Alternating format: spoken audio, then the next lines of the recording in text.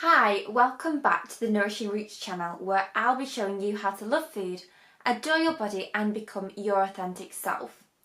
This week I'm going to be talking about how to develop a new identity and find yourself during eating disorder recovery or after you suffered from an eating disorder. Now I think this topic is so important because, as I'm sure many of you can resonate with, eating disorders just take over your life. And you can become so obsessed with food. I mean, obsessed to the limit where you think about it almost 24/7.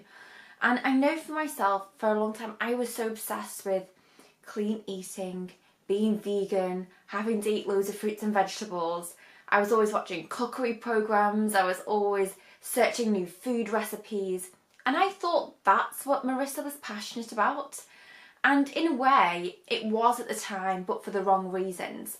Because the reason I was passionate about it was because I was obsessed with food in a way that meant that my body was actually being deprived.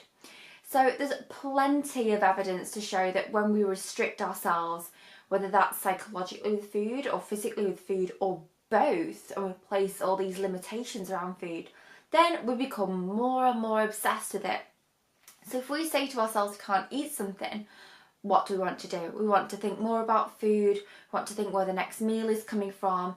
And I know for me, even though I just had breakfast or lunch, for example, I'd be thinking about my next meal because I was so worried about not being able to meet my high expectations regarding eating clean and healthy. And I knew that if it was anything less than that, then I would fill myself up with guilt for the rest of the day, the days after, or even the weeks to come. And that was ruining my life. And yet I thought food was my passion and it was my identity, but it wasn't. And I know that many of you out there are struggling with this too. And in a way, when you recover from your eating disorder, it can be really difficult because it's about leaving those obsessions and identities behind. And I've talked about this in another video, but for this video I want to talk about how you can find a new passion. Because as you recover, you find that food takes less importance in your life. But it becomes scary because as you're taking food out of your life in an obsessive way, it can feel as though there's still an empty hole missing. And part of the reason why recovery can be so difficult is because we fear feeling that void inside. How are we going to fill it again? How do I even know what I like? How do I even know what career I want to pursue? And for many of you, it might even involve leaving a particular career. And as another example, a lot of people with eating disorders, restrictive eating disorders, or any type of eating disorder, their career can actually involve something to do with food. And initially that might have stemmed from their belief that it was what their purpose was in life. But as they've started to recover, they realised that actually their career or their focal point was actually just a big distraction and it was fueling their eating disorder or disordered relationship with food. And I can really resonate with that because I went to university to study nutrition and I was so obsessed. I even enrolled in a nutrition and dietetics course and got accepted on that. I was so obsessed with calorie counting. I even conducted academic research on obesity and weight loss and all these things that are really not in line with the Nourishing Roots philosophy anymore. But to think back, I was a different person at that time. I was someone entrenched in an eating disorder and someone who had just misinterpreted my real meaning in life. So how did I re-find my meaning in life and how can you find yours? Well, a big number one tip was to simply ask myself honestly, what did the old Marissa love to do without feeling guilty or ashamed about taking time for herself? So what I would do when I had a chance, I would sit myself down and I'd get my coloured sheet of papers out and my colouring pens and I'd write a list or a brainstorm of things that I loved to do. And this was difficult at first because I had to be honest with myself about things that I thought were off limits. So for example, I used to fear the fact of being open about loving colouring and drawing because in my eyes that was really unproductive and silly and childish. But now I realise that is so far from the truth and expressing your creativity in any way is so healthy. So to get back on the point of finding your real self, like write a list down of things that you genuinely love to do. It could be absolutely anything, as extreme as you like, as weird and wonderful as you like. It could be about your character strengths. What are the techniques and characteristics that you have that make you you? You could be a really kind person, a creative person, someone who loves to read, someone who loves swimming, someone who loves to get in nature, someone who loves yoga. The list goes on and on and on. And when you made these lists and you look at them, and you can honestly ask yourself, what one of those things or a few of those things would you do just for the sake of doing them? Not because you'd get paid for doing them, but things that you do just for the pure love and enjoyment of it. And when you find your answer, your next step is to take action on that. And simply finding ways that you can go about actually getting involved in those activities. It could mean signing up for a local course, looking for a local meetup group with like-minded people who love what you're interested in. It could mean looking at local volunteering opportunities. So for example, you might be really, really passionate about helping animals, or you love animals, and you never know, there might be a local animal shelter or even someone a few doors down than you that wants you to walk their dog or look after their cat or whatever else. And you know what? As soon as you find out what you genuinely love to do, you'll find that the opportunities just turn up at your door, literally. And I'm a big believer in the law of attraction, and by that, the things that we want out of life and the things that are going to help us to be our most authentic selves, and also to be compassionate to ourselves and compassionate to others in the world, then once we become more aligned with that and write those things down, the things that we want to do and are passionate about, those things just turn up.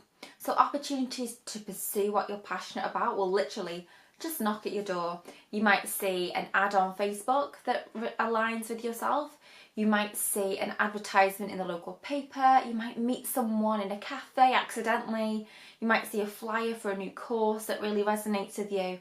All these things will just start turning up because suddenly you're aligned with your authentic self. And that's a big part of the Nourishing Roots philosophy, is just getting in line with your authentic self. And when I started to do that, I started finding out that I was actually passionate about writing. I was passionate about sharing my story, something that I'd hidden for so long.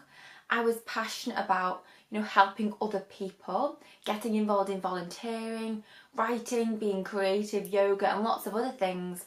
But when I really honed in on it, I found that my strength was in sharing a positive message. So I found so much joy in writing about wellness, and not the wellness that I'd learned so much in my nutrition course, but all the wellness techniques that I'd learned in positive psychology and health psychology and holistic health, because that really resonated with who I really was. So I started working on what the 10 elements of Nourishing Roots are, the real things that make us happy and healthy. And as I started writing those messages down, I started to share more and more of my own personal journey. I set up a blog, I set up a website, and I started having an idea that I would create a book and some kind of media channel that I could utilise to help other people, because that was what I was really passionate about. And you know what, I'm also really, really passionate about being able to be creative with a message and feel as though someone else can just resonate with my experiences. I'm a big believer that what we go through in life, no matter how difficult it may be, that it serves us to make us stronger, and that we can use our experiences eventually to help other people and, weave them down the direction of their own authentic path. So when you find all these things that you're passionate about, the simple word of wisdom is to just go with it. Have faith and trust that your real identity very rarely lies in an obsession with food, with calories, with body shape. They're just part of your need to fulfill something that is missing, like a missing ingredient, which I talked about last week. And if you can find other essential ingredients in your life that fill you full of joy and full of amazement and awe with life, then they're the things to pursue. Not obsessively counting calories, being obsessed with clean eating, or only allowing yourself certain foods and feeling guilty and ashamed if you eat other things. Your purpose, honestly, in this planet is so much more than that. And when you start to dig deep and find the things that light you up, you'll be able to light a pathway for others, because you're being you and you can help more and more people to be themselves too. And that's what my mission is. I want to be more of myself so I can help people like you be more of yourself. So on that final note, if you resonated with this message, I'd absolutely love to hear from you. If you'd like to subscribe to the channel, then I can't tell you enough how much that would mean. I also have my published book now on my website, and it's also on Amazon, Barnes & Noble and Waterstones, which feels really crazy but also good because I'm sharing this message. So if you'd like to find that, you can go and visit my website or other channels to buy that. I also have other blogs going on my website at www.nourishingroots.com. And also new in the last few weeks is my Nourishing Roots Compassioneer tribe, which you can go to my Facebook and you can just type in the Nourishing Roots Compassioneer tribe and join a community of like-minded souls who want to adore food, love their body and become their authentic self. Because at the end of the day, that's what life's all about, is living true to you, enjoying life to the full and being able to share a positive message that helps other people to light themselves up and follow their own path too. So finally, hope you have a fabulous week as the weather gets warmer, and I hope to speak to you very soon. Goodbye.